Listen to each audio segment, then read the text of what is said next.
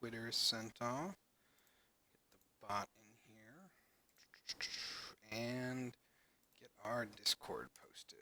So, hello everyone, this is Chris Ingerson, and it is, I was going to say June, but it's actually July this time. July 2nd, and this is the July 2nd Text Quest Devstream. So, today we are going to be continuing our work on our new Woods Layout level editor. So, as of right now, we have it grabbing or accepting our Woods Layout collection. We can resize this. We can actually select each one of these sections and see information about it. Oh, we're gonna have to do something about you, aren't we? Oh, you know what? Actually, I bet I can do something about that. We're gonna need to grab what's layout window. So this is kind of where we are currently. Basically, I can edit existing information, but I don't really have. I don't have any of the shifting mechanisms set up, so we can't easily shift things over by one or down by one. Um, that's a that's a feature that seems like it wouldn't be super useful, but it actually is pretty nice to have. If you have things set up like, for example, say I wanted to just increase the size of this by one in each direction. When I increased the size, it would basically add a row or a column here and a row down here, but I may want to not have this stuff be closer to the top. I might want to shift this down a little bit. And having the shift down button work would actually be nice for that. Right now, none of these do anything. Although I have added some tooltips, not that it really matters because it's me working with it, as well as some Unicode characters to make things just look a little bit nicer. So you can see that there are actually arrows for pointing left, up, down, and right. I am not entirely sure why the left and right arrows are so tiny compared to the up and down arrows. They should really be the exact same key or the exact same size, but no idea. Maybe Unity just has incorrect Unicode for these two characters for some reason. But in any case, so what we would like to do today is basically get color coding working so that when we select something with a wrapping or with wrapping setup, we'll know what type of wrapping it is. Right now, this should be in the previous editor. This tinted red. This was tinted blue. Um, and I would like to kind of just continue that trend where we have blue be indicate a self-wrapping section and red indicating a targeted section, just because that makes things a little bit nicer overall. Visually, it makes it a lot easier to see everything. So the main targets for today are going to be wrapping and possibly walls. So we'll be able to like draw a little highlighted line along the south here where you can see that we have, oh, that's clutter. We have trees along the bottom side here. Um, we're that one is more of a nicety, and I'm kind of just wanting to know if I can do that for my own reasons. I just want to know if I can. So it's going to be a lot of nice little experience or user experience improvements today, as well as finishing up the functionality. So to get started, I'm going to go ahead and actually look at this because I'm curious. I have a theory. Say position plus equals this. And then, yes, here we are. So, oh wait, no, that's clutter. We want to go to, here we are. So for top connection, which is what we were seeing here, or I guess it was actually probably right connection. Yeah, right. You can see that this is size 2, and if we do something like one of you is going to select it. There we are. You can see that this left connection is kind of being obscured by wrap right. So we need to, instead of having this be assumed that it's one line, I need to actually grab the height. So that's not too bad of a change. That's basically, instead of doing this position y plus equals stuff, we're just going to say position.set. And then we're going to say position.x, position.y plus position.height, followed by plus editor GUI utility dot standard vertical spacing, and then position dot width, and then editor GUI dot get property height, and then property dot find property relative, blah blah blah. All right, so top connection. Cool. And then, so we're basically going to want to do that for everything, every one of these. So that's wrap top. It's going to be wrap bottom, and then wrap left, wrap right. So I need to grab all of these and paste them. Not that it really matters because they would be the same probably regardless, but it's good to make that match. And that also means that we need to do that for this. So instead of position.y plus equals, we're going to have to do something like this just to make it a little bit easier. Plus equals position.height, yada, yada, yada. And then instead of editor GUI.get property height, we're just going to say, sorry, I'm trying to grab this. And so it's just going to be editor GUI utility.single line height. That's pretty straightforward. So we're just going to go ahead and copy that and paste that in a bunch of places. Let's go ahead and do that. And here, actually, I think we're fine here. Okay.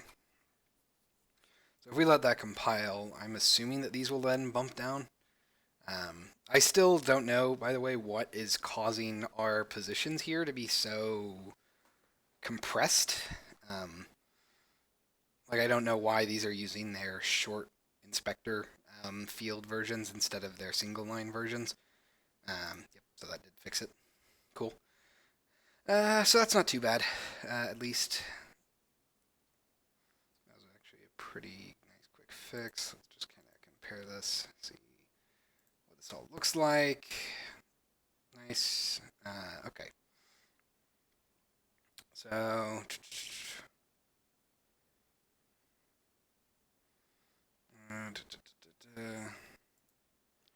all right, so I'm gonna go ahead and stop that. We're gonna hit save. Oh, right, habitually I save, but I don't actually have anything right here. Okay, so the next things we want to do is we're gonna try to get tinting working, and once we have tinting, we will try to make sure that it does get culled properly with the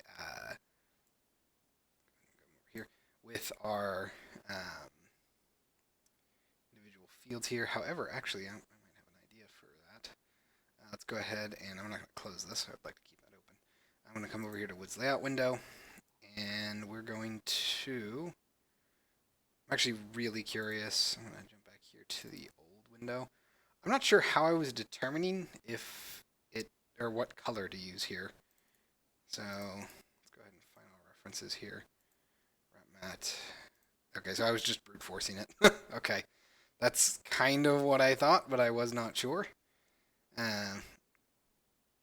Okay, so we're gonna go ahead and say, come back to here, and I have an idea.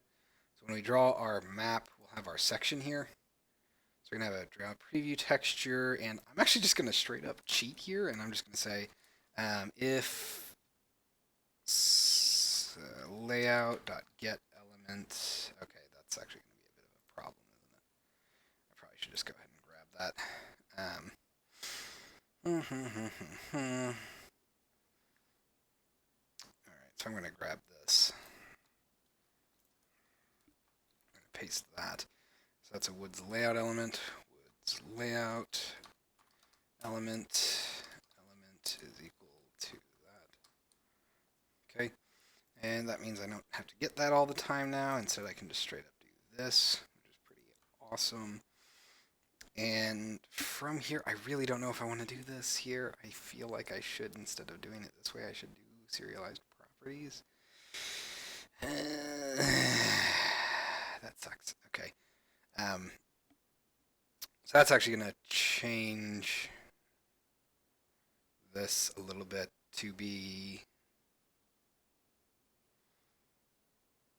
Let's see, do I have anything here? No, I guess I don't. Okay. So I guess we're going to do this. I'm going to come up to here, and I'm going to say serialized property rows is equal to layout object dot find property blah blah blah.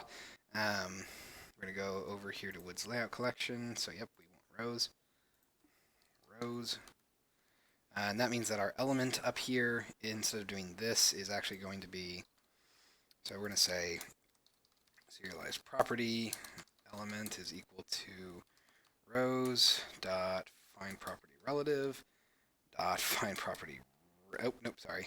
It's actually rows dot get array element at index j, oh, nope, sorry, I, followed by dot find property relative, then dot get array element at index of j. So I think that's, I don't remember if they're called elements. Yeah, it's just called elements. Okay. Let's jump back here. Boom. Okay. So this is where things get fun. We want this to not be element.id, but rather element.find property relative id dot int value, and then we need to cast that to wood section id. Wood section id, like that. So it's a little bit more complicated to try and work within these serialized properties, but the upside to that is that I'm not going to have to worry about anything weird happening vis-a-vis like me editing a value or checking a value and having that get cached and forced in the inspector, because that can happen if you do things incorrectly. It's super weird, but typically I try to stick to serialized properties if I have the option, and in this case I do, although it is going to somewhat complicate things, because I have to basically do this a lot.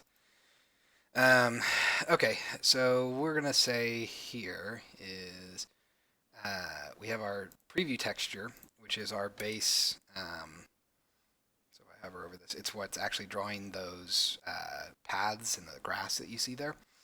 So what we want to do is after we draw that preview texture, but before we draw the label field, and before we draw the toggle, we want to draw the tinting. So here's where it gets fun.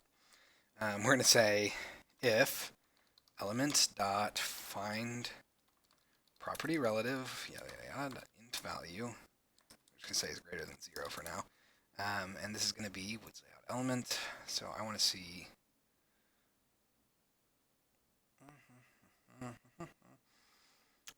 ramp top, I guess is what we want.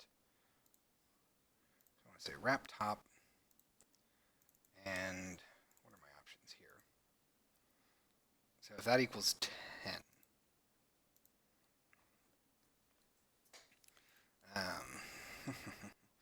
I'm also going to kind of cheese this. Int target wrap is equal to int wrap, what did I call it? Woods wrap type. Woods wrap type dot target. We're just going to go ahead and copy this, and we're going to say self wrap. I'm going to make this dot self. This way I don't have to constantly convert to these things. It is slightly less efficient, but by not having to convert, it's saving me a lot of code headache, which means that I can say if this is equal to target wrap, and then or, and we're just going to kind of copy this a couple of times. So paste, paste, paste. This is wrap bottom. Oh, we don't need this last or.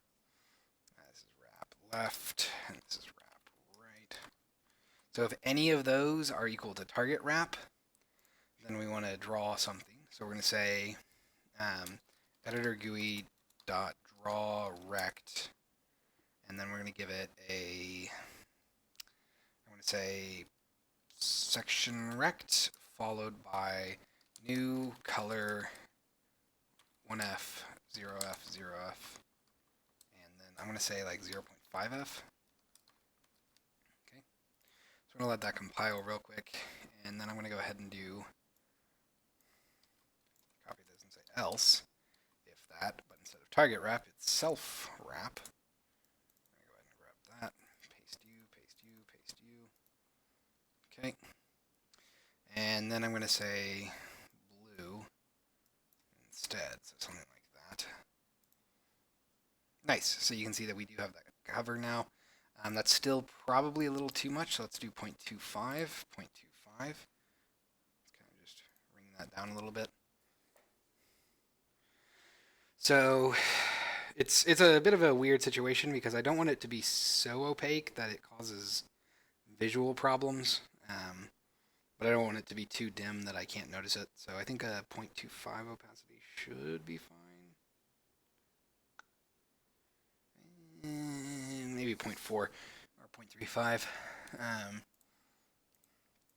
So you can see that now we do have these color coded, which is pretty nice.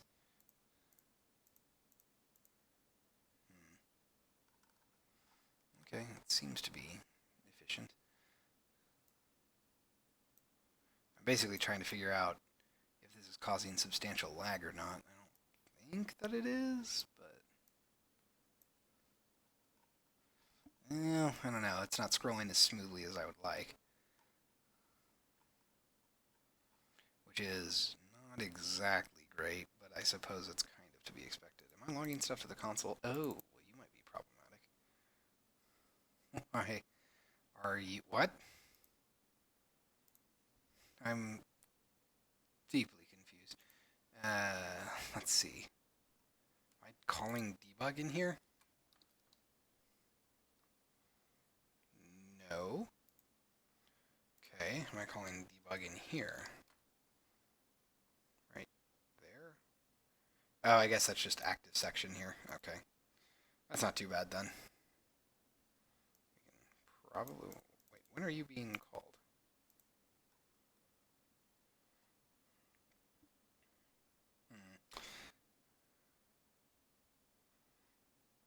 I guess I don't really have a need for that, so we can go ahead and comment that out. Oh, and while we're at it, let's go ahead and bump up the opacity to 3.5 or 0.35.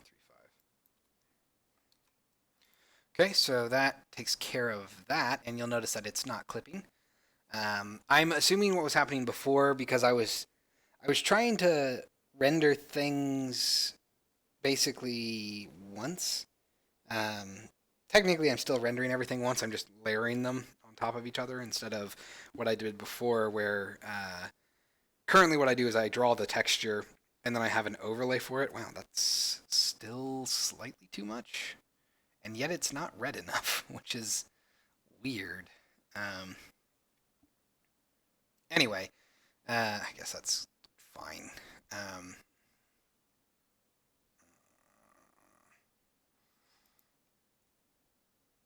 nope, it's fine. It's good enough. So before, instead of drawing the texture and then drawing another thing over it, what I did is I just tinted the texture that I drew with a material that I used to basically um, force the material or force the image to be rendered with a specific tint color. Doing it this way, I am no longer having to do a custom material, and I'm assuming that those custom materials were not being culled properly by the layout groups, and that's why you're not seeing the scrolling problem that we did before. However, I don't like how choppy this is. You'll notice that well, I assume people will notice it might not come across very well in 30 frames, but it feels a little sticky, like it's not really able to scroll very smoothly. So, for example, this is actually that's a little rough itself. I'm assuming, let's go ahead and close this. Okay, so this is very smooth scrolling. But when I have this window open, oh, that's the old collection,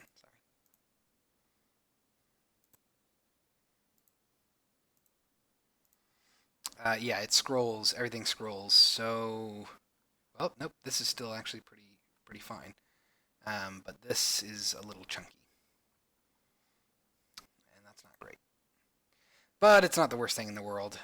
Having it be a little unresponsive, it's mostly a problem when that happens, where it's like you can kind of see that it takes a little bit after I click on it to actually select everything. And I don't know if that is because of this. I don't know if it's the custom inspector or if it's this. drawing all of these rects. I would assume it's this, drawing all the rects, but I'm not 100% sure if that's actually the case or not. Unfortunately, there's not really a good way for me to optimally draw these things, so it kind of sucks. All right, so we now have the color coding working, so it's much easier for me to tell at a glance what sections are wrapping on themselves versus what sections are wrapping to a target of some kind. So that's pretty nice. We do have this stuff drawing correctly, which is very nice. Um, the next thing I would like to do, it'd be nice if I could see what clutter it was, but that's honestly a little bit less useful information than I think we need. So the next thing that I would like to handle is probably drawing walls, which I'm sure if I'm doing this the way that I think I am, is probably going to be so much worse performance-wise. So I might not be able to do it, but I am curious to try it. So let's go ahead and come over here. We're going to go to, when we draw our section, we need to basically determine what we're doing here.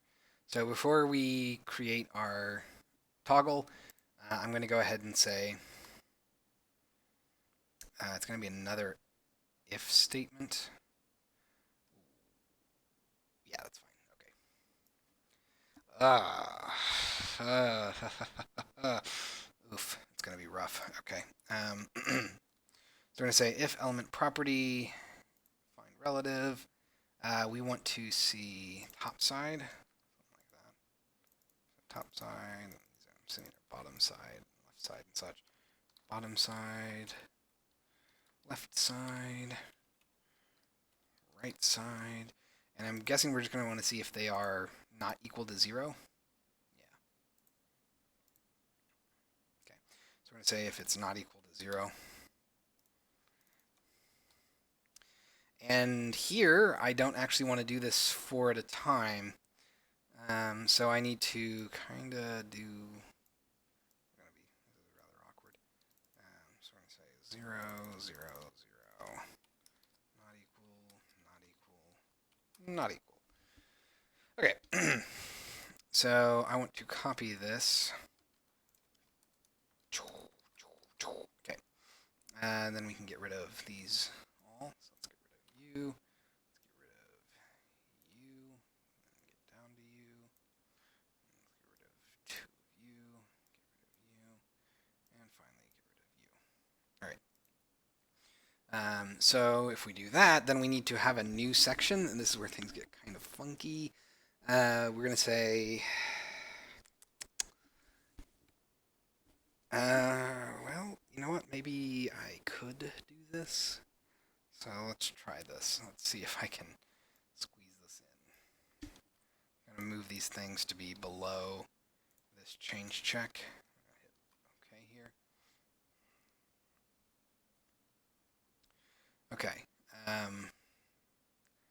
What I'm going to do here is I'm just going to say, nope, that doesn't actually matter. Okay, so we're going back here. I was going to try to reuse position, but you could, in theory, have walls in multiple spots.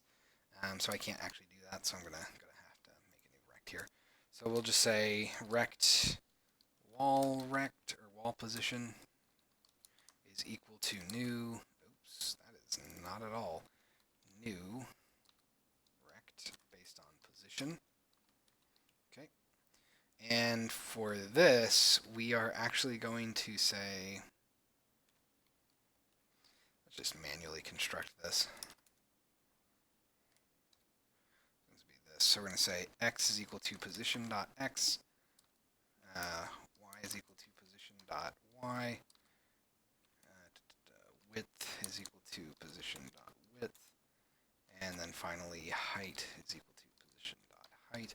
I don't actually want I don't want all of that. I only want either width or height to really have any substantial value. Otherwise, they're going to be like 1 or 2 pixels. And position x and y will also be relative, so I'm going to go ahead and just bump this down to here. So all I'm going to do is I'm going to change this from, instead of being red, we're going to go for like a cyan color. which I guess is going to be something like, I don't know, point 0.5, point 0.5, and then 1. I think that's right. And we'll give it a opacity of 1 as well. All right, so with that, we can go ahead and copy this. Actually, you know what? Let's just be lazy. I'm just going to straight up do color.cyan like that. Okay, so we're going to copy this. I'm just going to paste this a couple of places. So we have to create a new rect, unfortunately, each time because we need to adjust the position value. So if we're on the top side, it means we want to draw a rect across the top. So our position.x and y are going to be the same. Width is also going to be the same, but height is going to be like 2f. If we are doing bottom side, we're going to say position.y plus position.height. And then we're going to say height again is going to be like 2f. If it's the left side, position x and position y plus position.height. And height is position.height. I might actually have that backwards. I might not want you to. I want you to be 2f. And this is going to be plus position.width. And our width is going to be 2f again. So let's see how horrible this mangles that. I'm going to assume we're going to get quite a few skewed results, but we'll see. Oh yes, and I probably should say that we're decoding today. Hint, hint. Turns out that editor tooling has a lot of coding involved. Okay, so that should now draw all of those things, but it's drawing none of them. Ho ho ho. If it does not equal bottom side, bottom side. Right, so wall position, wall position, wall position. It's color.cyan. It's drawing below our toggle left, but that doesn't actually have anything beyond that, so interesting. So this should have something on the bottom side. Unless I did this wrong. Hold on. Yeah, left side, top, bottom side. So this should be drawing, but I'm not seeing it. Which is interesting. Maybe I need to, just out of curiosity, let's make this like 25F. Bottom side is the one that I'm most interested here. Color.cyan I would think would work, but let's find out. Oh, here we are. There's the cyan bar way over there. Oh, it's because I was using position, wasn't it? I wanted to use section rect. That's my fault. Okay. Duh, I was being silly there. Okay, let's try this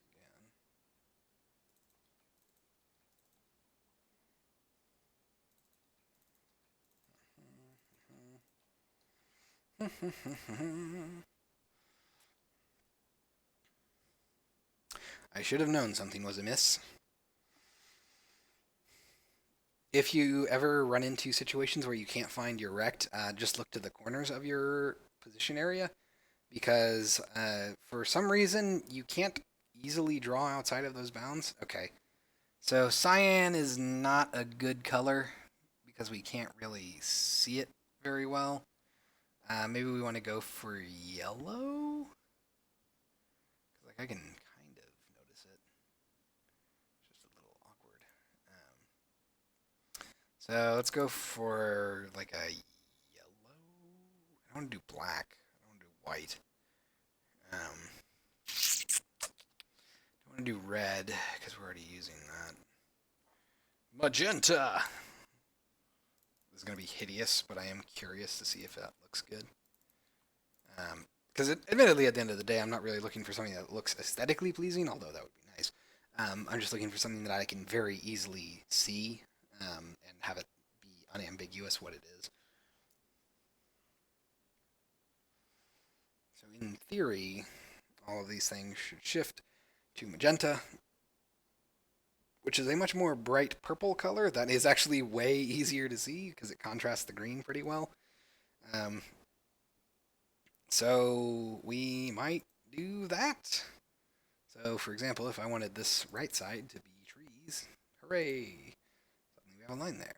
Let's go ahead and close this off. So we do have a couple of adjustments to make. One, when we're doing, let's go from the top. So we want our height here to be section rect.y plus 2f. We need to make it basically match the height of this, plus section height minus 2f.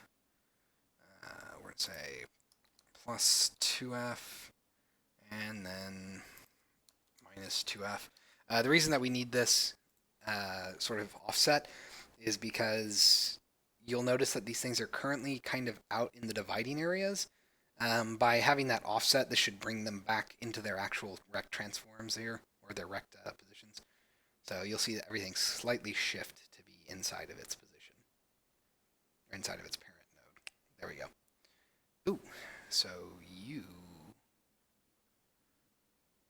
Oh, I guess that makes sense. The left side doesn't actually need this, because it's already flush with the left, so... So that should work. I guess I can, as a safety measure, just go ahead and flood this with trees. Trees everywhere. So we can easily see that. I probably don't need that on the top too, don't I?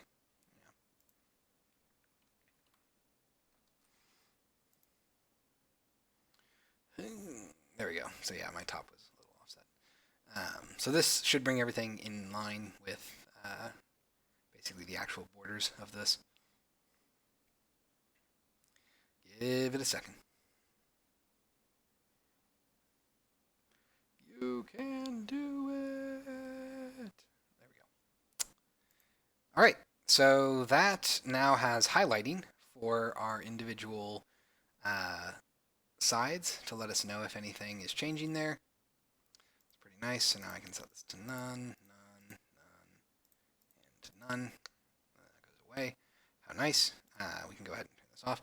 I was going to try to think of a complicated way to do clutter rotation, like to show you that. However, I did notice that unfortunately it seems like the range property drawer does not draw properly, ironically enough.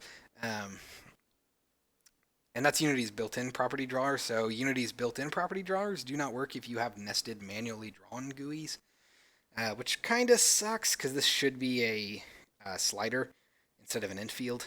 It should basically be clamped from 0 to 360, which it is if we look at our actual Woods layout collection. So I can click on this. We're to inspector. Going down to here, you'll see that this is actually a proper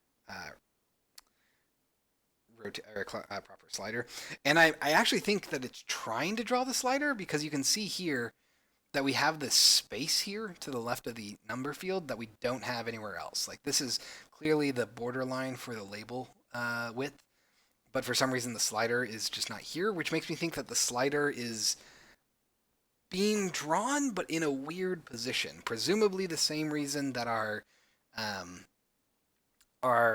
vector 2 fields are drawn with their double field size instead of their full field or single field size.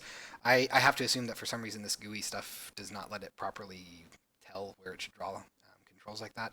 That's unfortunate, but it is what it is. Okay, so we now have highlighting for our walls, so we can easily tell what has walls and what doesn't. We now have highlighting for wrapping, so we know which sections are wrapping on themselves versus which sections are just wrapping to targets. The next thing that we want to do is probably going to be, man, I really want to change this color from magenta to something, but I do not know what color would work very well with this. I feel like yellow is a bad idea because the pads are kind of yellow and I could misconstrue them. So for now, I suppose magenta will do. It's just so jarring to the eyes. Alright, so the next thing we want to do is probably shifting, I'm going to say. And once we have shifting working, we, I think, actually have our tool doing everything that the old tool did. I'm pretty sure anyway. So let's go ahead. I'm curious to know if I had a function for this already. come over to here. Let's see, layout. Blah, blah, blah, blah, blah, blah. Let's see, where are you? Shift elements. There we go. I'm so glad that I made that a generic thing. Okay. That doesn't make things super awkward, I think, but we should be fine. Okay. So we are going to go ahead and come over here to Woods Layout window. We're gonna go, these are our buttons, and we should have a reference to our collection right here. Oh, wait, no, right here. So all we need to do is I'm just going to go ahead and say undo.record object, and then we're going to say layout, and then I'm going to say shift sections left. We're going to say shift woods layout collection sections left. Okay. Pretty straightforward, and then we're just going to call layout dot shift elements, and then new vector 2 -1 0f. Pretty straightforward. I'm going to go ahead and say go to definition here, and because I am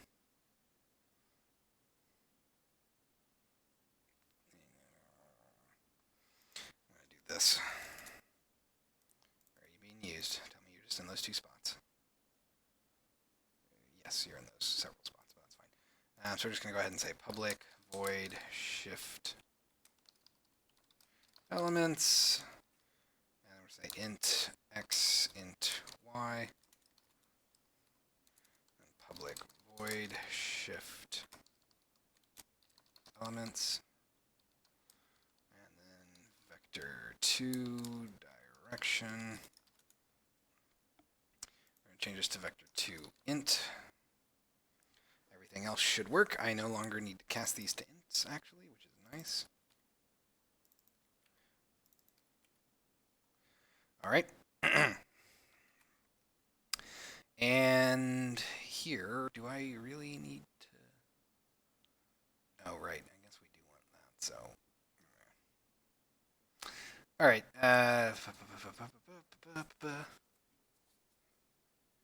Is that really necessary? New elements dot add. Well, whatever. I'm sure it's fine. All right. So we're just going to go ahead and say this is a wrapper for shift elements. New vector 2 int x and y. Grab this.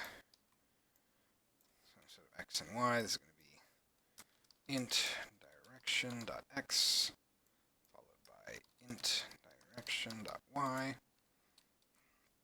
Okay, now we can come back here, and instead of doing this clunky thing, I can just do this. It's much better. Go ahead and come over here. We're going to say, oh, right, we don't need you to be enough. We're going to say shift up is going to be 0 and 1. And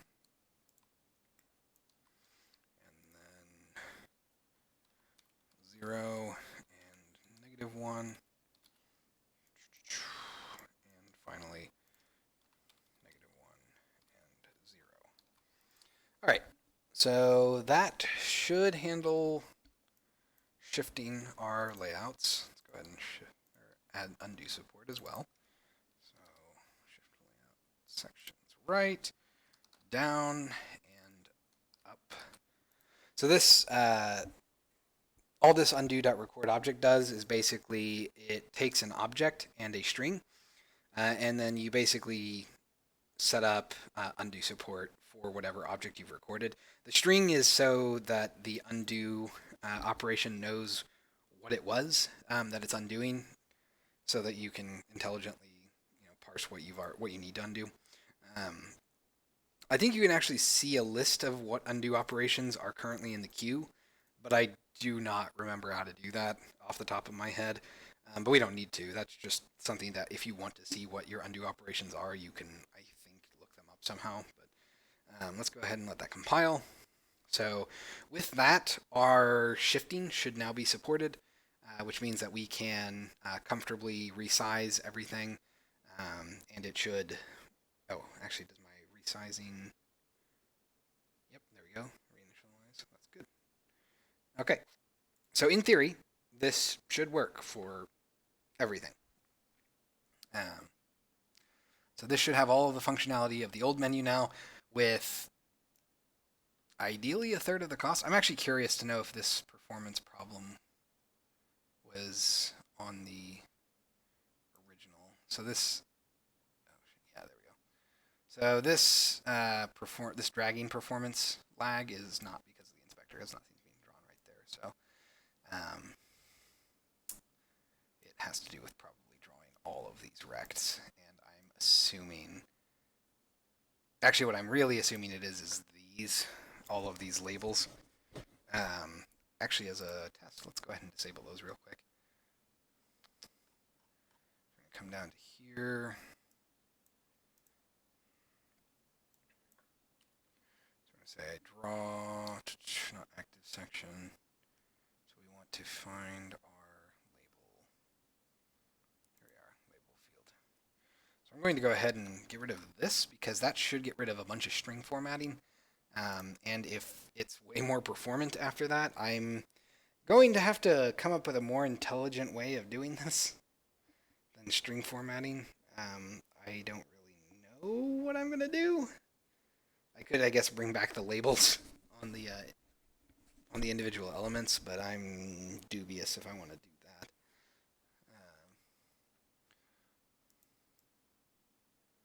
So that does not help. Okay, so it's probably the position adjustments that we're really noticing. Let's go ahead and move this up. Yeah. Okay. It's not terrible. It's just way laggier than I would like, which to me seems to point to something inefficient that I'm doing here. Um, but I admittedly don't know what that is. Uh,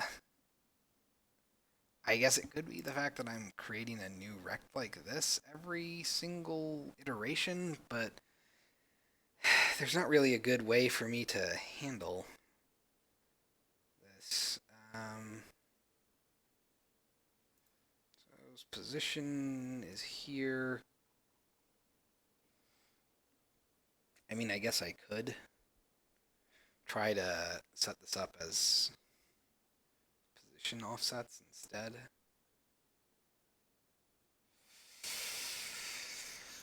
That gets so much more complicated, though. I'm not crazy about that. Um, in fact, I would say that I can't do that very easily. I don't necessarily have to create new rects for everything, but I mean, rects are structs, so I have to make new rects anyway anytime I do this. That kind of sucks. Is there just not a great way of drawing, of creating editor tools for things like this, like with rect transforms? Because I mean, I'm sharing this section rect for a bunch of things, and I'm not even offsetting it really. I'm just kind of like creating it. Um, and these section rects, we were having the lag problem before we started drawing the walls, so it's not like I'm not really a problem there. Well, admittedly, it's not a huge deal.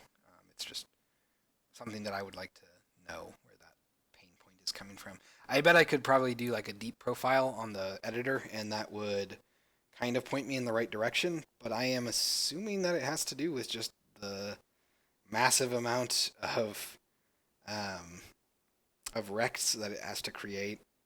Because this is a 11 by 15 grid, so that's what 165 rects that it has to come up with, which is, not actually, that's not a lot. That's a pretty small number, but well, oh well, it is what it is, I guess. So cool. We have essentially a tool that works the same as before. So let's go ahead and test this out. I'm going to say, give me a size of 12. Size does not match the layout's existing size. Please reinitialize. We're going to hit reinitialize. Ooh, oh dear. Uh,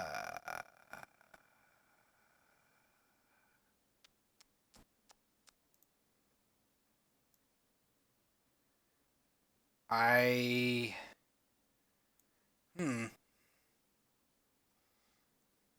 interesting. So we do have 12 in here, you can see, but it didn't reinitialize this, which is problematic. So let's see here. What does reinitialize do? Which means that I can probably actually say Control Z. Cool, that got rid of it. We can now set this to be equal to 11. Cool, but this didn't redraw, which is not great. So that means we're going to go down to cache size here. Oh man, that's probably fine, I guess. So we're going to say initialize cache size x is equal to that, and we're going to say if not equal to that dot vector 2 int value, cache size is not equal to that. We should initialize with cache size peak this. We set our size to be equal to that new size. Interesting. And really, I don't believe you. Okay. That to me implies that it's a serialized object problem, which is possible. I suppose I could do this just to make sure that I'm not doing something funky. I'm assuming this is not verified, mind you, this is a guess. I'm assuming that what happened was I adjusted the size by calling reinitialize, which targets the object itself but not its editor. And immediately after that, the editor stomped on that and reset its size. It didn't look like that was the case. However, I did not click off of this object. So it's possible that was the case. So we're going to hit that as 12. I'm going to hit reinitialize. We still don't have the same size. I'm going to hit over here. Okay, so it is 12 by 15. What are you talking about? I'm very curious. Cache size.x, cache size.y. Do we do anything to... All right. Well, let's go ahead and do this the easy way then. I'm going to go ahead and set this to be 11. Cool, you took that away from me. That's not great. I guess we're going to go ahead and say Control Z, Control Z, Control Z. That reinitializes that. We're going to set this to be 11 again. I am getting slowed down pretty horrifically. I'm actually going to go ahead and close this. I'm going to save the project, and I'm going to try something. I'm going to go down to Window, CPL Software, Text Quest, Woods Layout Old. We're going to go ahead and edit the old Woods Layout entrance. Wow, that is lightning fast. What am I doing differently here?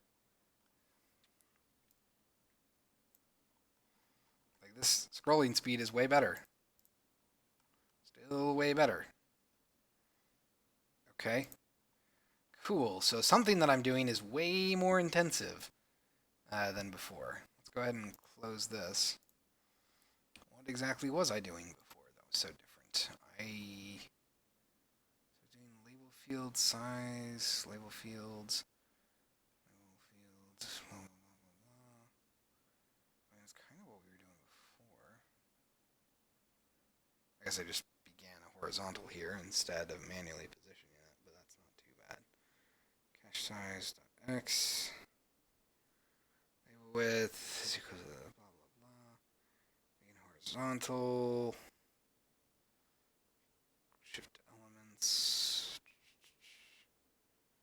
Horizontal line,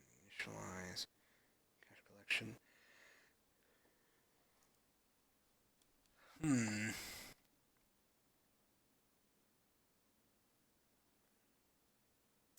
I suppose I could probably do this. Um, so I need to copy that functionality actually. Let's go ahead and pop that back over here. So we're going to go ahead and say initialize, initialize. Go ahead and do all this fun stuff.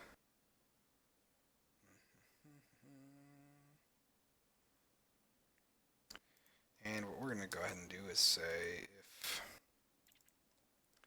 layout.rows or layout.rows not count as equal to that. Layout, and then undo.record object layout followed by initialize woods layout collection.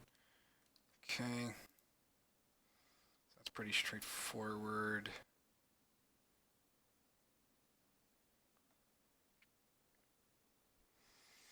Interesting though. So calling initialize. Cool. So I'm going to go ahead and see what my size is here. Oh, it's that. Okay. I think that my layout object does not. Maybe I need to do this. Maybe. I don't know if that's actually going to work or break things horribly. We will find out. However, I am quite concerned with my GUI button stuff now. Or my position. Maybe it's because I'm always manually doing this.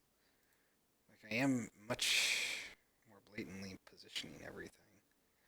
Which kind of sucks. I do that because I have to. I don't really have a good... I just don't have a good option otherwise. Um, hmm.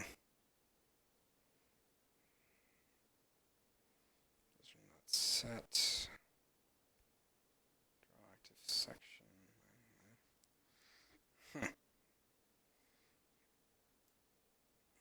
All I can think is that there's some editor magic going on behind the scenes that makes Unity's internal editor GUI layout stuff more efficient. Um, and because I'm manually positioning everything, it's just way less efficient.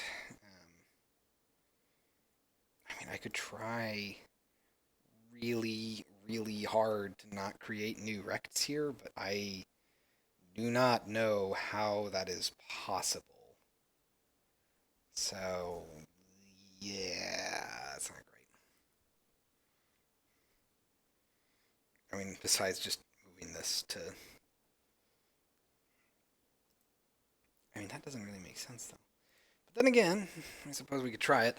So I'm going to go ahead and move this down to here. Just going to try that. Let me get a default rect. Okay, so we're going to SOS text quest woods layout. Let's grab this. Grab our entrance.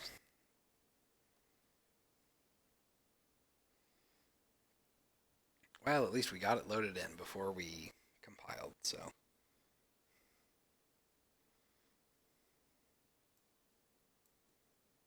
Nope, that did not. Well, it doesn't seem to be as bad. No, it's the same. It's just as bad. That makes me so very sad. Um, I don't see how it's so much more efficient.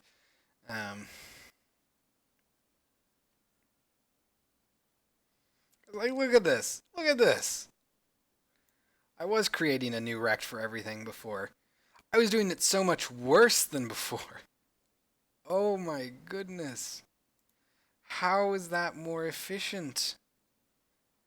Something else has to be horrendously inefficient then. But what? Wow, it's terrible. Um, man, that's super annoying. I don't.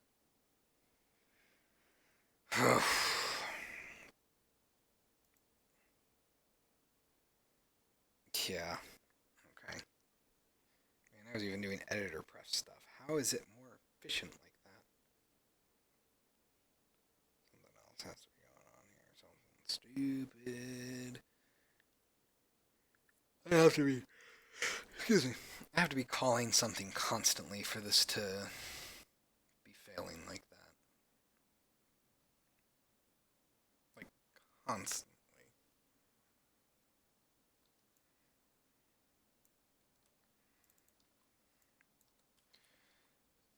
But your guess is as good as mine. What is actually going on there? Hmm. Madness. Madness and despair. Yep. No idea. All right. Well, at the very least, we should now have this functioning. I guess we'll let that compile real quick. And while that's going on, I'm going to take a drink. Oh man, I knew I would forget. I forgot to take a screenshot of what it looked like before. I meant to do that. I wanted to do like a cool before and after. I guess I did post about it in Discord last week, so we can kind of just cheat and use that. Anyway, so we're gonna go ahead and say 12 here, and then reinitialize. You're not correct still. All right, let's come back here. Layout define property rows. Also, we're gonna cheat and come back here. And in this, let's see, does not match. We're gonna test straight up see what they are. So I'm gonna say this is gonna be cached. We'll say layout size. This is terrible. So we're gonna do string.format. Let's grab this. We're gonna say this followed by cached size. I just want to see what our difference is here. Cached size. I want to make sure that they are actually different and it's just not arbitrarily saying so.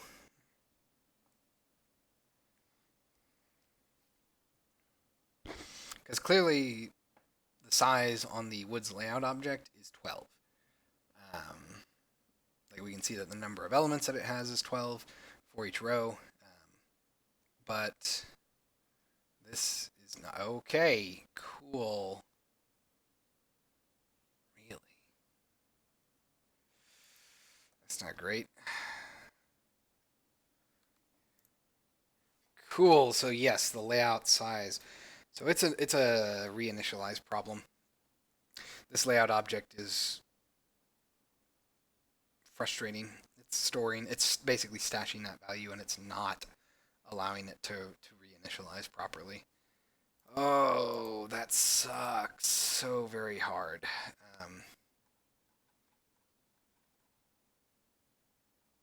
Are you gonna scroll with me? There you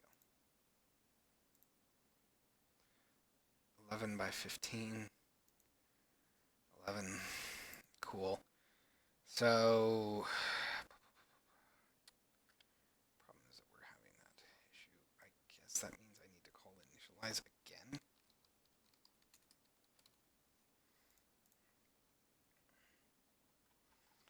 So that should basically scrap this. Let's see what that does, I guess.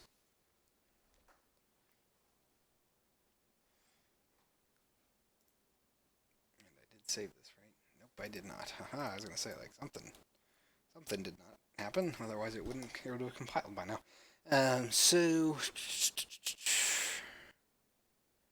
man, that really annoys me. The performance, not the cache size differences. Although that is frustrating, but that's not devastating like this performance hit is. That's a real blow to my ego. Um, okay, let's go ahead and say 12. Reinitialize. There we go. We have 12. Let's go ahead and shift right. Shift left. Dear. Oh man.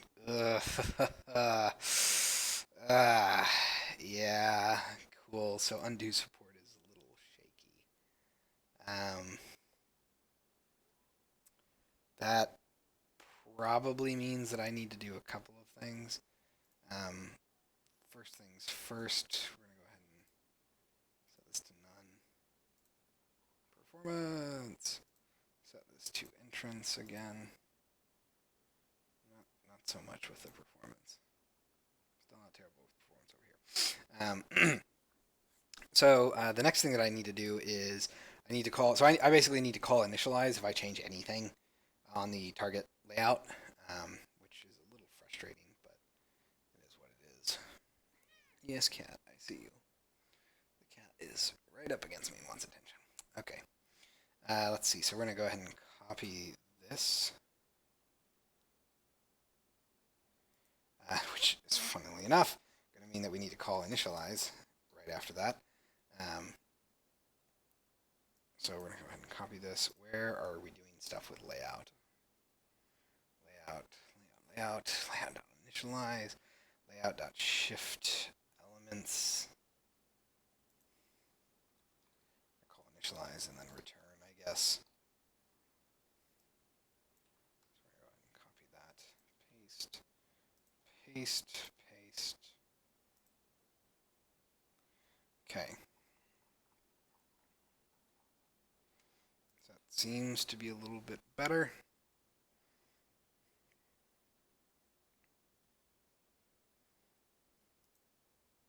I wonder if it's all the fine property stuff. I could see that adding up, I guess, but I'm not really sure what a good solution for that is, admittedly. Go ahead and let that compile. Ooh, excuse me.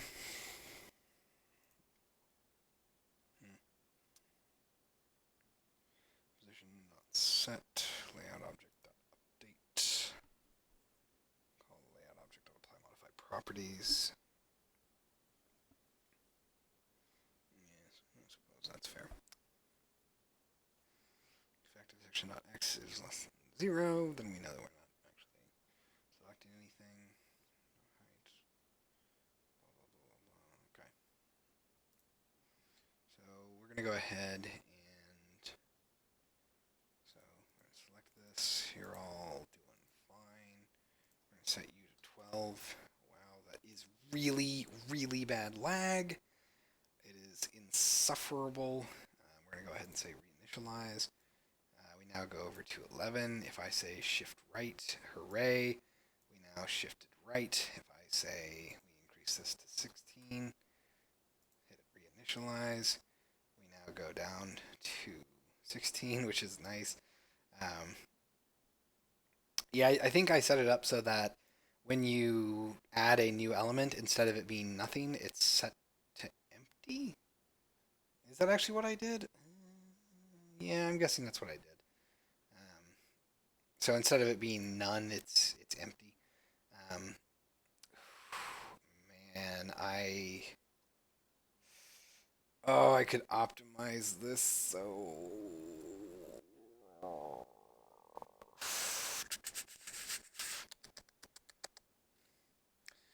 I can.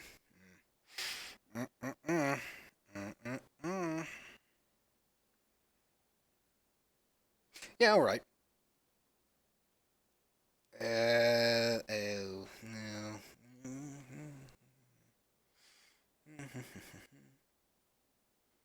Sorry, I'm just kind of thinking this. Bottom left, top right.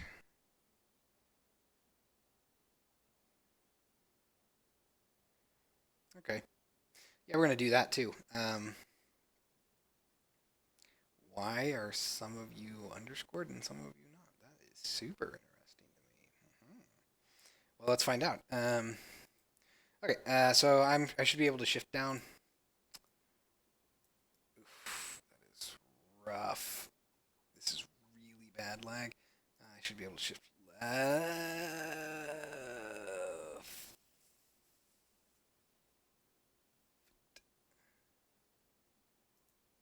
Oh my. Cool. So, ooh, uh-oh. Um, right. Let me think.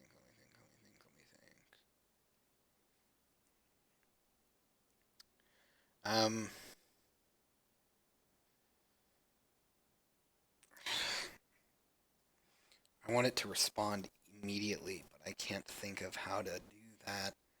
Um, I can stack undos, possibly.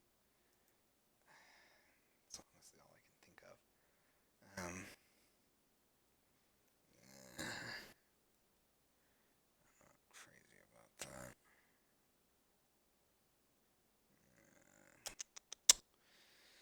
Well, all right. How about we do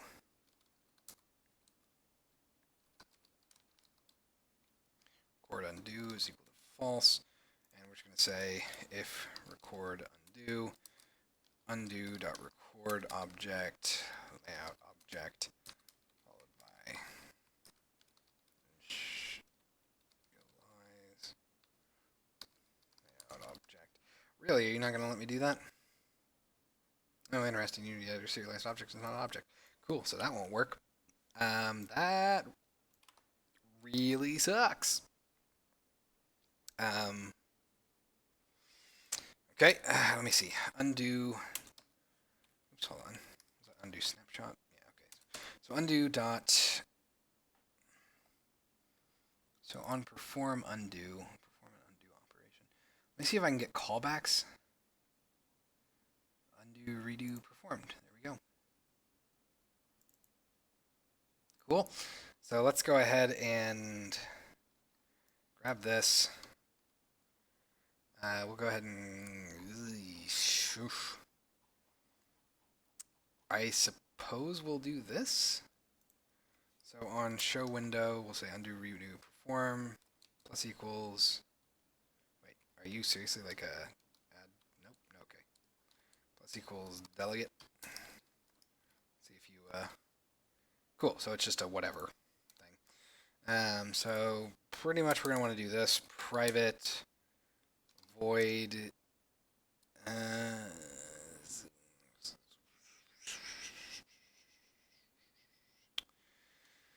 Okay, private void on destroy. I think that's what we want. Or actually, you know what? No, it'll be more like this. We're just gonna say private void on enable and private void on disable. We're gonna go ahead and grab this, put this down here. We're gonna go ahead and have. I guess we'll move these down to the bottom as well. I like to have Unity's stuff be down here. I don't really need a refresh active section anymore, so I can just kind of ignore that. We're gonna go down here, and we're gonna say private void on undo redo performed. I guess. We're gonna grab this. We're just gonna paste this there. We're gonna grab this. We're gonna say minus equals that, so we don't get any event elegance left over. And we're gonna say we're just gonna call initialize, I guess. Pretty straightforward. Super weird, but I guess that's what it is. I'm assuming that undo redo callback is just nothing because otherwise we would have errors while trying to listen to this. Yes, I know. There's a lot to this.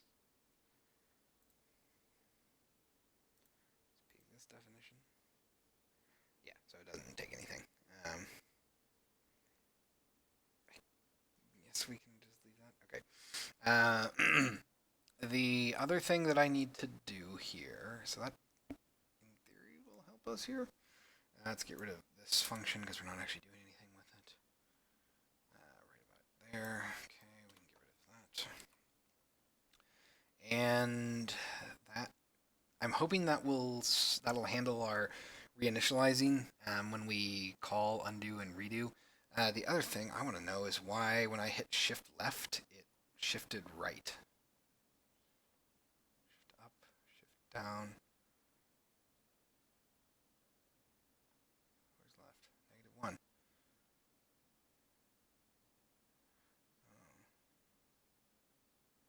Oh, that's interesting.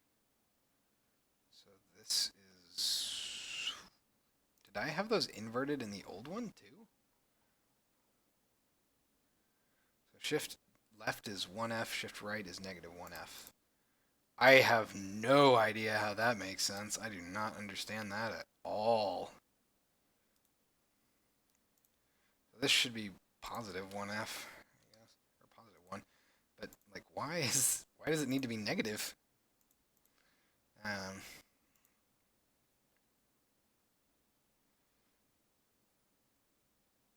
so we're gonna say direction dot x, whatever, as long as it works, I guess. Let's go ahead and let that compile.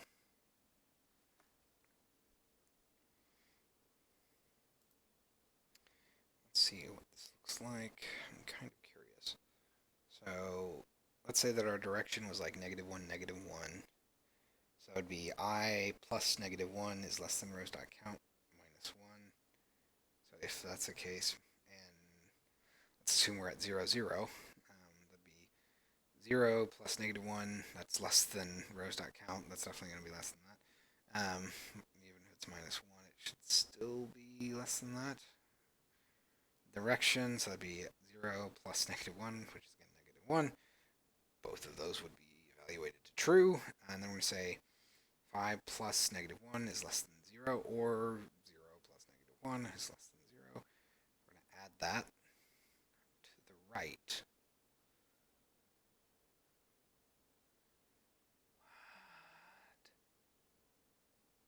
What? Otherwise, we're adding it from our existing layout elements, I suppose. That kind of makes sense. Oof. Okay. Huh. Yeah, I'm not entirely sure why I coded it like this, but I did, which is rather odd. So let's go ahead and let's just go ahead and try reinitializing this again. So I'm gonna go ahead and grab that. Get rid of you. I'm gonna make this a size 12 by 16. Let's go ahead and reinitialize that. See that we have a bit of a problem here. I'm gonna shift right. Okay, I'm gonna shift down. I'm gonna shift left. I'm gonna shift up. All right. We're gonna set this at 11. That lag is too much. Oh my goodness, that is painful and it is unacceptable. Okay, so that is so the shifting works. If we do Control Z, do you work? Awesome, you do. Cool, really cool, nice. So that's pretty cool. We want to select. That does seem to be updating properly. So cool. Our editor window now has undo support, which is nice. But we do have a problem with we still need we need to handle this performance problem. I don't know where it's coming from though. Um, Obviously, it's something to do with. Well, actually, I don't want to assume this, so I'm going to go ahead and select a field here, and so selecting this should tell me how performant it is. We're going to go up to here. I'm going to go ahead and comment out draw map. Just going to go ahead and that go. Huh, that's curious. I suppose that's fine. We're going to go ahead and let that compile. We're going to see if getting rid of the map fixes our problem. If it doesn't, then we have a far bigger problem because I do not know at that point what is really that performance intensive. Like we have some serious problems there. I had considered another step that we could take here, so let's go ahead and grab this. Way more responsive. Way more responsive. Okay, so it's definitely in the draw map, so we know it's here. Cool. The next thing that we want to do is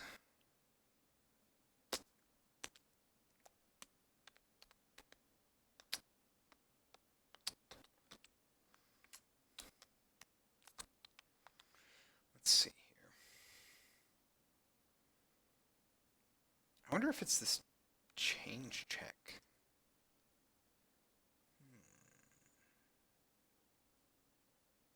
Well, let's find out. So I'm going to go ahead and select this. I'm going to comment this part out. Curious. So we should draw the map again, but this time we won't draw the toggles. We'll just be drawing the textures and their... We'll be drawing the textures, their labels, and their tinting. And the walls for them. Which is a lot. I'm actually very curious to know if that's... Okay, so that's slowing it down. Alright. So it's not you.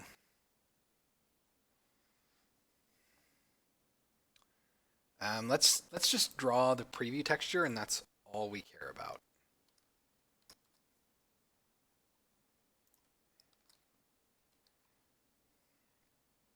Alternatively, I could try not doing serialized properties for this, just to see if accessing the layout information directly is faster for some reason. I could conceivably believe that's the case, because every time I call serialized property dot find property or find property relative, I'm sure that it's actually trying to spool through all of the possible fields that we have. Okay, so this is still slow, actually. So it's faster than before, but that's because we're cutting out a bunch of stuff. So it really is this. It's the way I'm drawing the rect, but how? It's so much more efficient than what we were doing before. Before we were doing all of these individual operations, and keep in mind, every time we do one of these equals, we have to rebuild this entire struct. This is somehow more efficient than my new code. I do not understand that.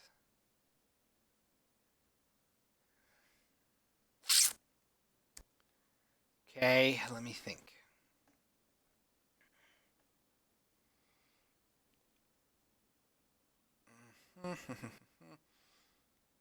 We didn't have scrolling before. I wonder if that might have something to do with it. I'm going to turn off the scrolling.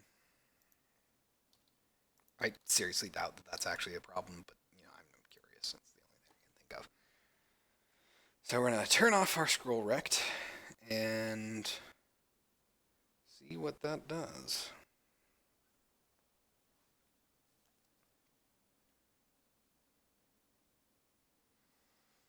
Okay, let's see here.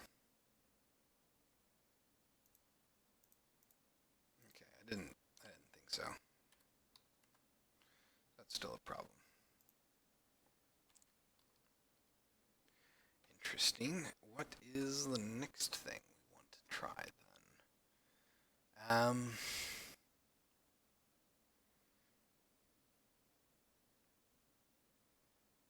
Well, I suppose we can try that. It's awkward, but sure, why not? Alright, so I'm going to get rid of this. So I'm going to go ahead and grab all of this. Okay, so I'm going to copy this. I'm going to comment this out.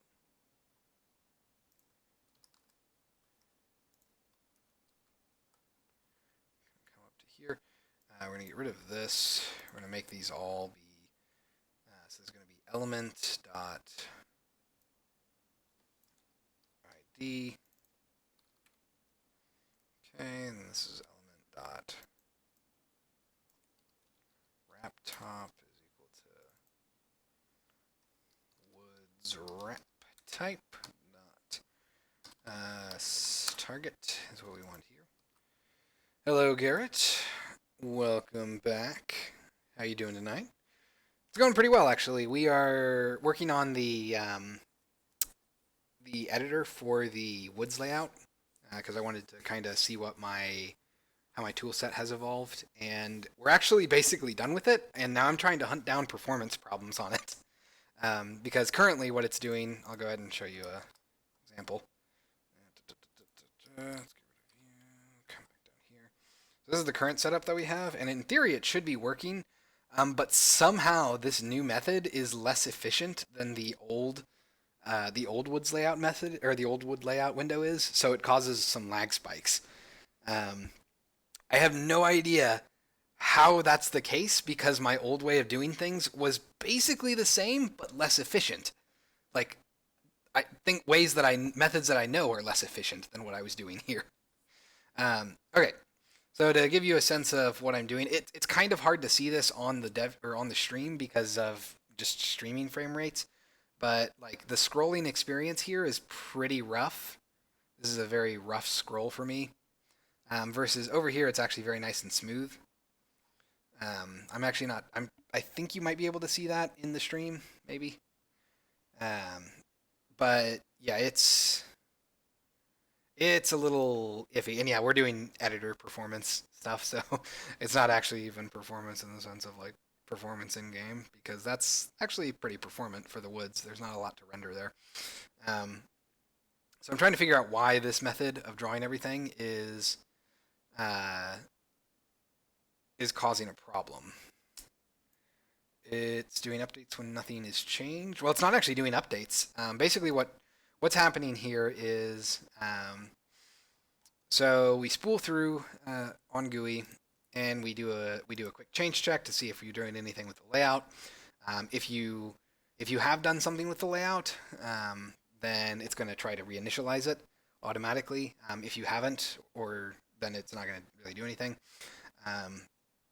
Then we draw a field for our size, which you can see up there at the top. We draw, let's see, a couple of safety checks so that if it's not initialized, excuse me, so if you haven't initialized your layout collection yet,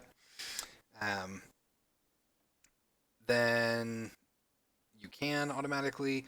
If there's a size difference, then it will detect that and say, oh, we don't want, or so if it sees that there's a size difference, it's going to notify you that there is a size difference and you need to reinitialize before you do anything. I probably actually should disable stuff if that's the case. But anyway, once we do that, we have buttons that you can press, but they're not actually doing anything until you press them. And then we draw the map. And the draw map is what I've isolated as the like giant offender here, because it's presumably it's because of this. It's creating rects for every single square that you see here. But that's what I was doing in the previous menu, and it was not this slow. So I'm not entirely sure why it's doing this, but we shouldn't be updating everything, or anything every frame. Yeah, and that's actually what I was testing. Is instead of pulling serialized property and comparing a bunch of values, I wanted to see if switching those over to be. Let's go ahead and come back down here. I just wanted to see if. Crap, lost my lace here. Oh wait, no, I want to go up to the top here. If switching these from serialized property over to like direct references to the layout will fix that issue, because that is one thing that I was doing in my previous menu. Um, Allocating every frame using SP. Oh, serialized property. Uh, so yeah, I'm curious to see what will happen once we switch this over. So I'm going to go ahead and say element.wrap bottom. We're just going to go ahead and switch these over real quick.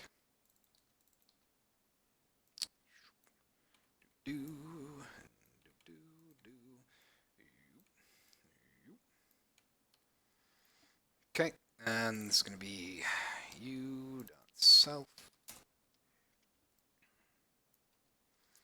Grab this. Oops.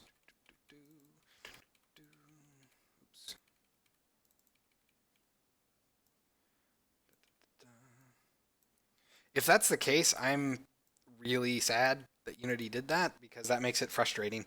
Um, because I typically try to, yeah, I typically try to use serialized properties when I can because they're automatically supporting for undo, or they automatically support undo. They have a bunch of stuff on the back end that they just handle automatically for you, so you don't have to manually record stuff. I mean, I'm already doing that because I needed to manually record things for the editor window to work properly. Um, but let's see if this does actually clean everything up. So top side does not equal woods layout. So I type dot none basically. So we can go ahead and come back over here, and we can say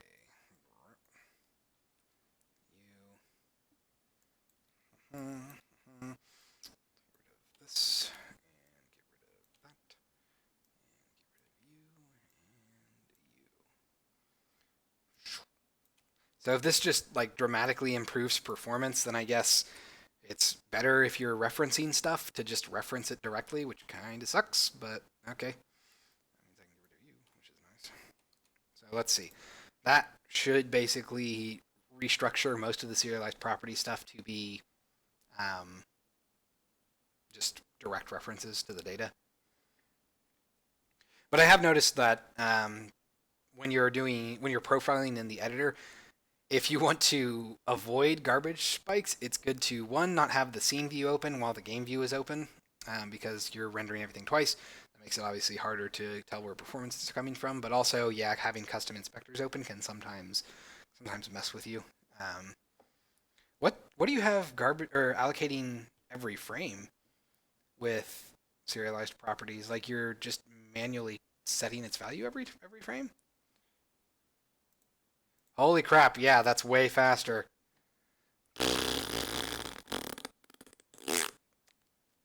Okay. Well, that's highly vexing. Um,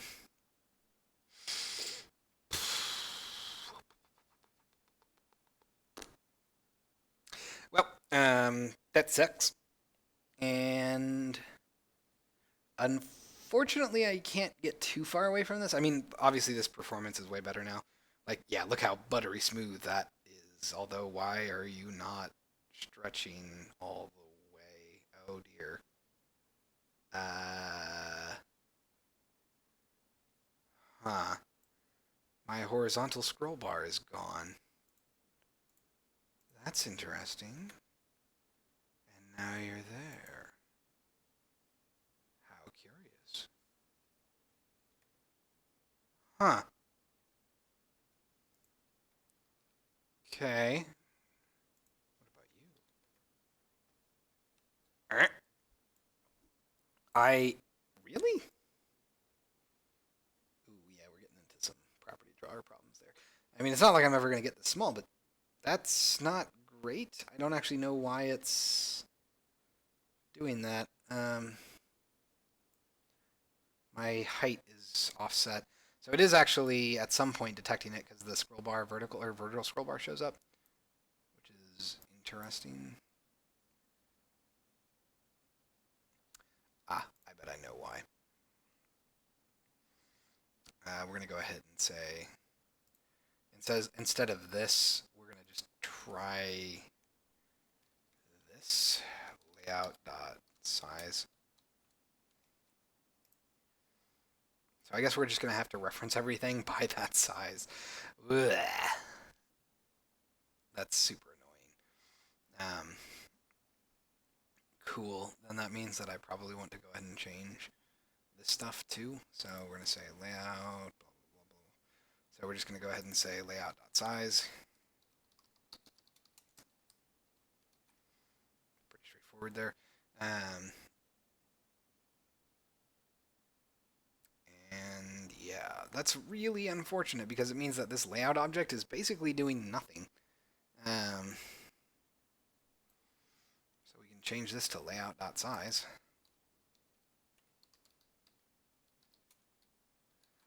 So I got super like sanctimonious about having this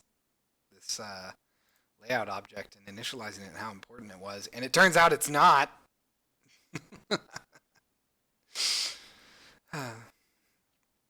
That's not entirely true, admittedly, because when actually are we using you at all?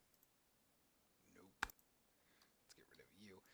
The one thing that it is good for is our draw active selection, which does just automatically draw the inspector for the target field by using our fancy manual GUI drawers. So let's go ahead and let that all compile. I don't know what to do about this though. That's super weird.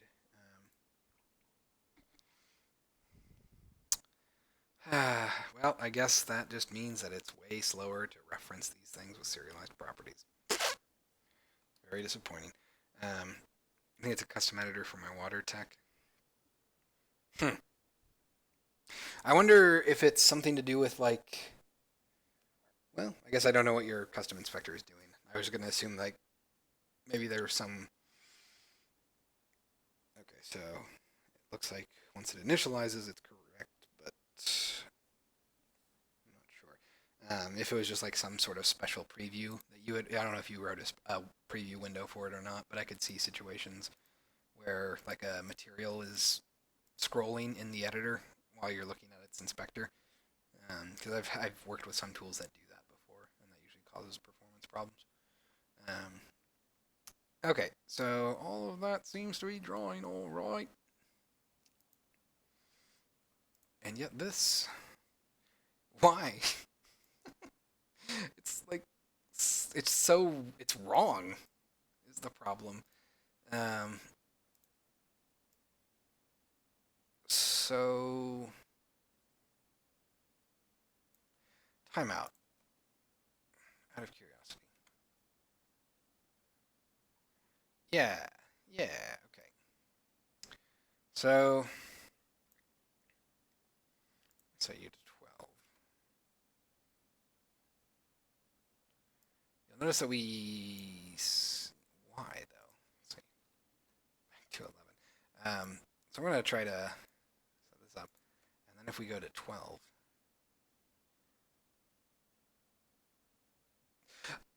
wait.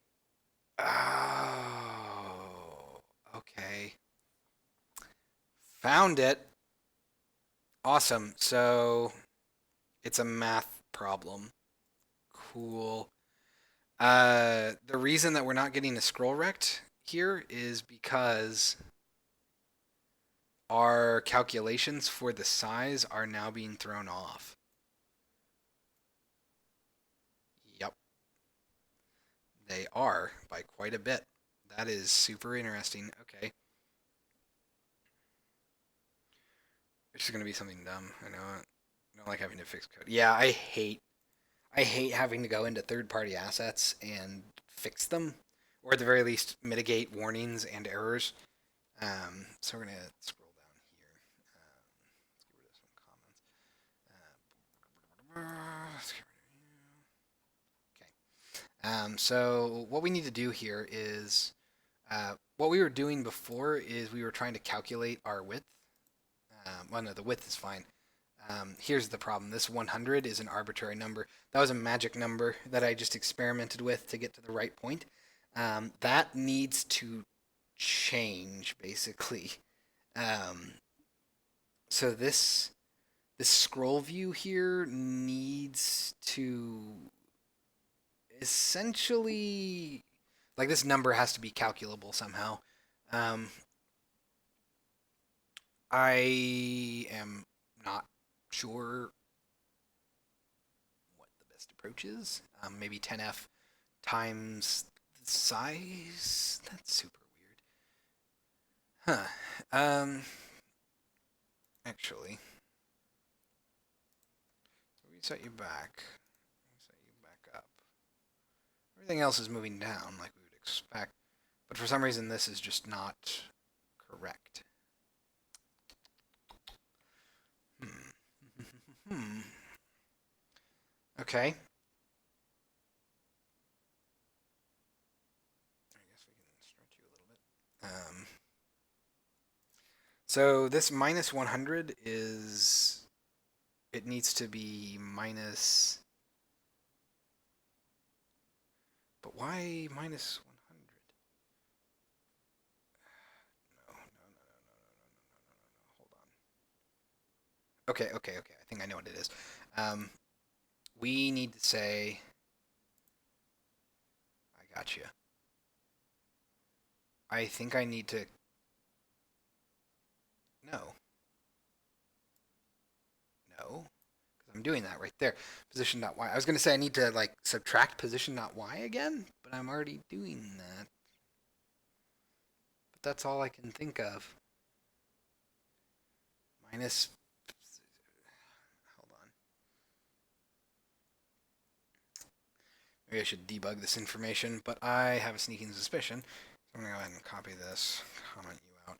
I'm just going to subtract my position.y again on a hunch. We're going to see what this is. But I'm going to go ahead and say debug.log string.format.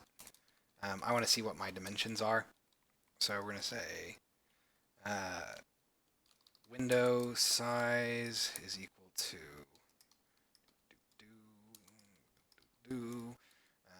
then we're going to say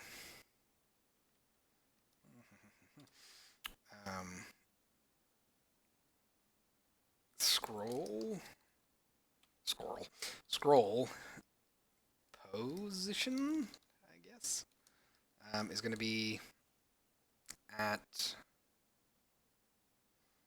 presumably position.x and like that height calculation that I get. No, no, no. We want scroll size. That's right.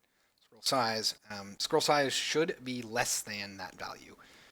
So we're going to go ahead and say 2, then 3, and that's going to be, so we're going to say screen dot width followed by screen dot height followed by map width and then screen, that's going to be like this.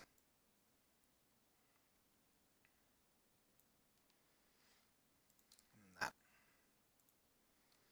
Okay, so this second set of numbers should be smaller than my total window size.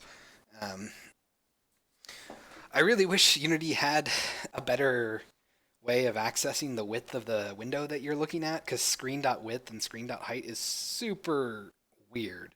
It's not very intuitive that that would be the thing that gives you your actual dimensions, but it is.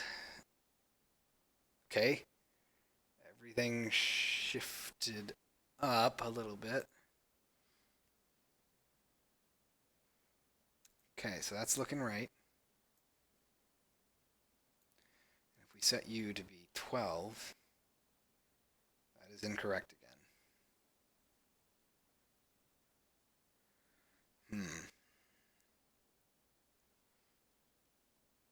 We're still not correct.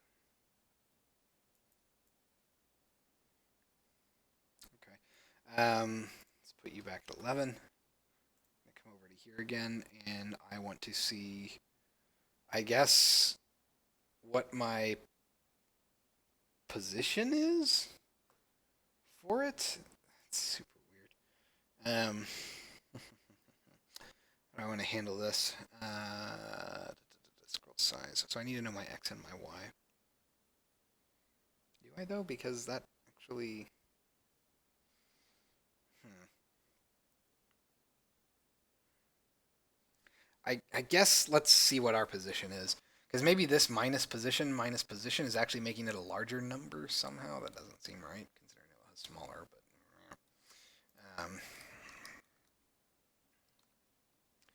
okay, and then we're just going to say position.y.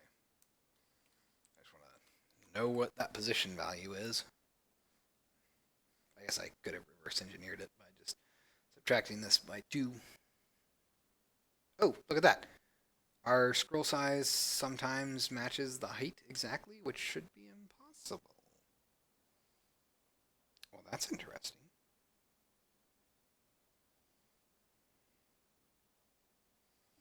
Okay, so we're looking at a thing of 73.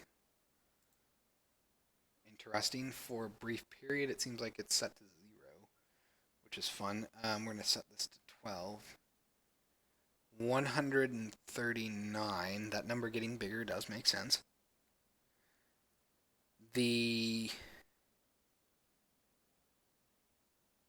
But why does the scroll rect not handle it? It's too big. It needs to be smaller. I mean, in theory, the subtracting the windows or the total size of the window vertically minus the scroll size should give you our offset there. And that's not even close. It's I don't know where that extra space is coming in from. Like that's super weird. This would be like 1632. This is probably 60. I had to guess that would be about right. 139. This is where our top is right there roughly. And then our size is 684, which is still within the bounds of the rect, of the editor window. So I must be calculating something wrong. But where? And how? I mean, it's clearly this, but I don't know. I don't see how.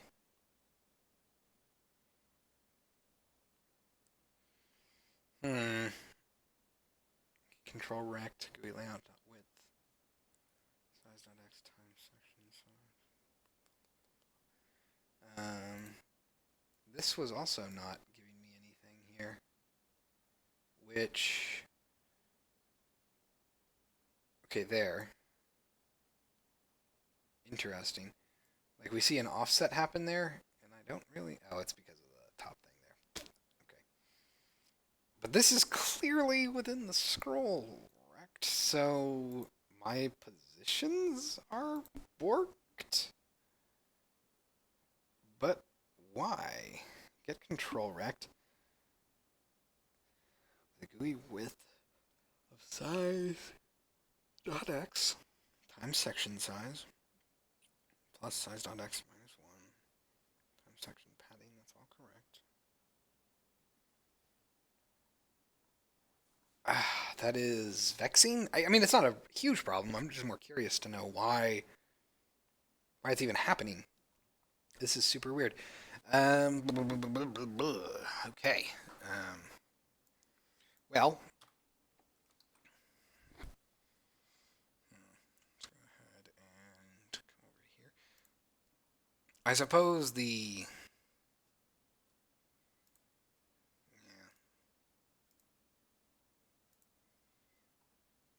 this was what I was. Oh wait, no, this is something else. The other thing that I wanted to know, I don't remember if my old tool did this. I don't think it did. I thought I had a pre-visualization method for like actually looking at it, but I guess not. Okay. I don't remember what tool that was then. So I'm kind of at a loss. I really don't know what's causing that oddity, other than it just has to have a massive subtraction.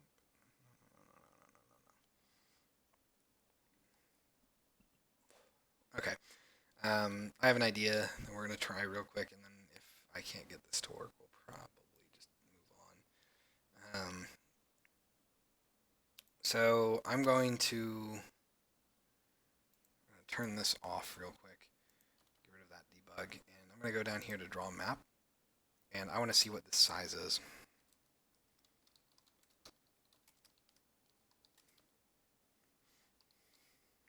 Position.size should give me what I want. Vector 2.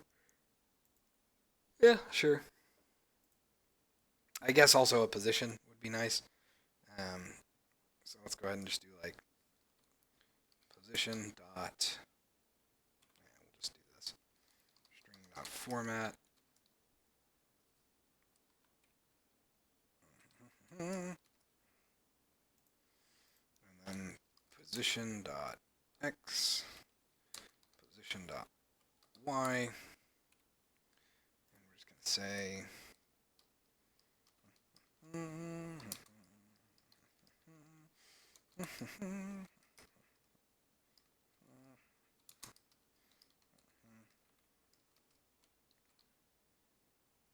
Oh, right. We can probably get away with that, actually. So let's go ahead and let that compile.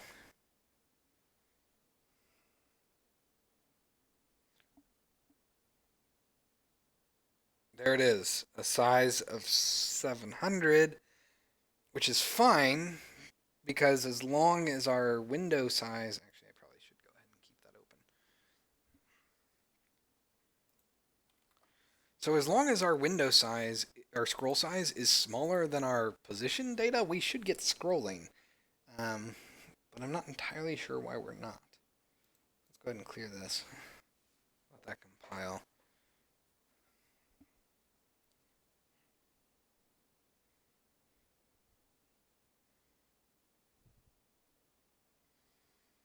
Okay.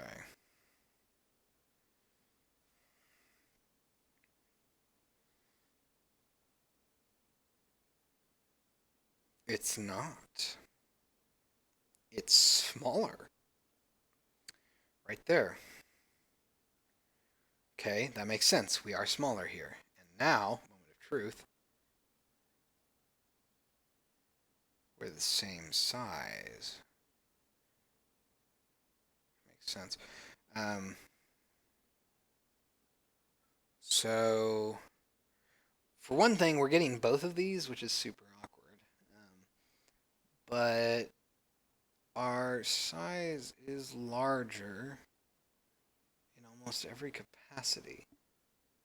But it's not scrolling, which means that something is going wrong. All I can think of is that Unity's internal editor layout utility is not detecting this as a problem, even though it actually very much is one. So scroll size. Yeah, I don't know. Unless this is a problem. 4-2. Its Y position is 2? That would explain why it's not. Yeah, okay. That explains that. How does that work? Okay, really? But how? Why? I don't. Bleh. Okay, so I guess that means that I need to do this. We're gonna go ahead and we'll give this a position.y.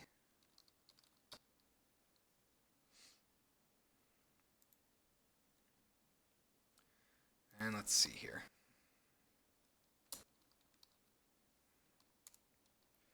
I say like position? No. Okay. I guess that means that I have to do this. Float y position. Okay. So I guess that means I want to do like this. It's probably safer to do this. I want to leave that, and I'm just going to say position dot y is equal to y position. Terrible, but that is super interesting. I wonder if those. Well, no, that doesn't make sense. Hmm. Maybe it's because of the GUI layout parameters. Okay, so if we shift this back up to 12, just to be sure. Okay, so now, no. Now we have like a massive visual offset, which makes no sense. How vexing. Um, hmm. Something is wrong here. I suppose I could manually do this. So instead of doing Y position like this, let's try doing this. So instead of grabbing our position using these methods, we're gonna just do this.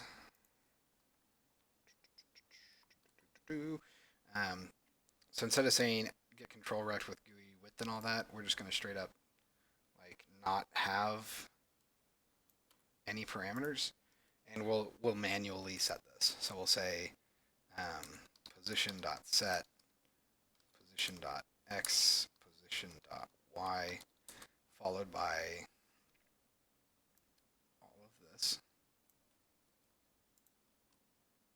and then all of this.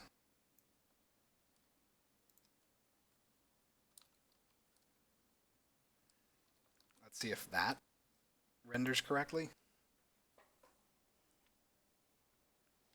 Hmm.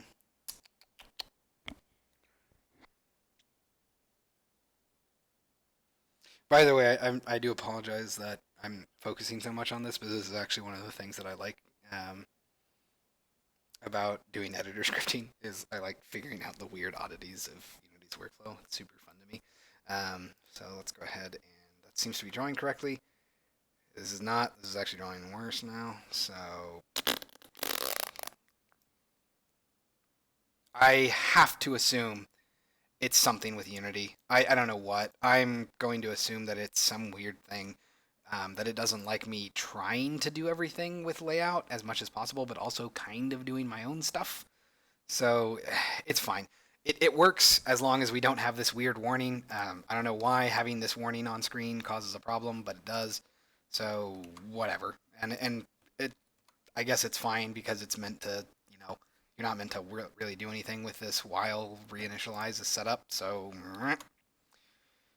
um, but I think we're actually gonna end it there for the day. So that was good timing, Garrett. About ready to sign off myself. Um, so we do have this working, which is really nice. I really do like having. Let's go ahead and get rid of this, and we can get rid of you.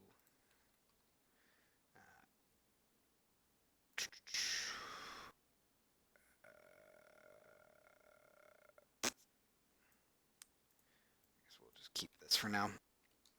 I do like having this tool finished up, uh, and I'm looking forward to redoing the woods layout section so we don't have those glitches popping up again.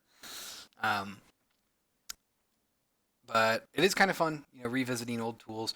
I learned apparently that serialized properties are not efficient, which is highly unfortunate, but I guess that's a useful thing to know.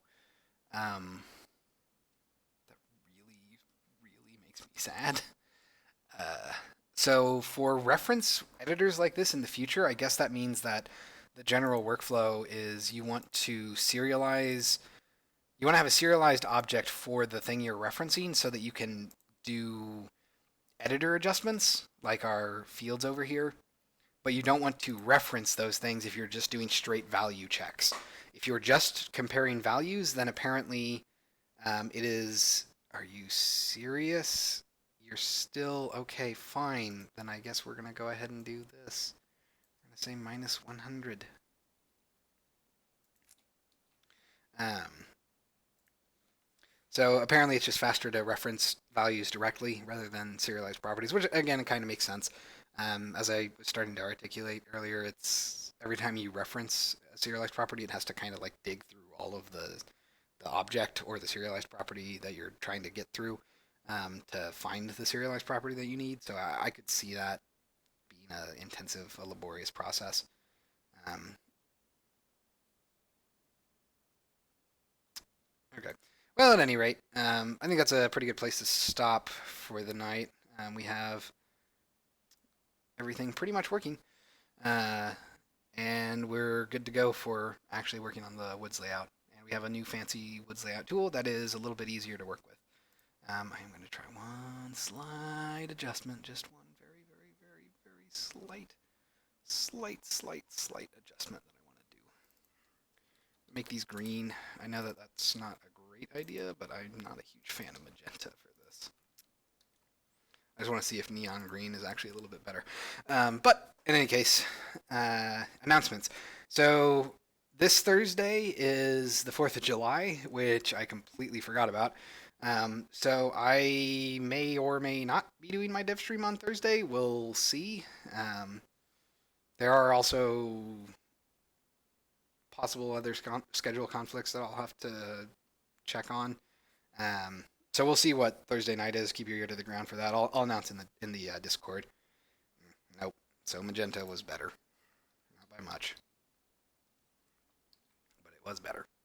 Um, and this Saturday I might have a similar situation where I might not be here on Saturday, so I may end up doing the weekend dev stream on Sunday instead of Saturday. So again, just keep your ear to the ground, and I'll let everyone know about that.